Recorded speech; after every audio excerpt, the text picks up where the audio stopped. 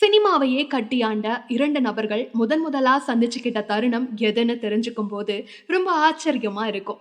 அப்படி வெள்ளிக்கிழமை நாயர்களாக ரஜினி கமலுக்கு சவால் விட்ட இரண்டு நடிகர்கள் சந்திச்சுக்கிட்ட சுவாரஸ்ய தகவல் ஒன்று இருக்கு. அந்த நபர் யாருன்னு யோசிச்சுட்டே இருங்க, வீடியோ கடைசியில சொல்றேன். பிரபல இயக்குனர் ஒருத்தர்கிட்ட உதவி இயக்குனரா வேலை செய்துட்டு இருக்காரு எம்.ஆர். குமரேசன். அப்போ மதுரையில இருந்து சிபாரிசு கடிதத்தோட அந்த இயக்குனரை மீட் பண்ண வராரு விஜயராஜ் அப்படிங்கிற இன்னொரு இளைஞன்.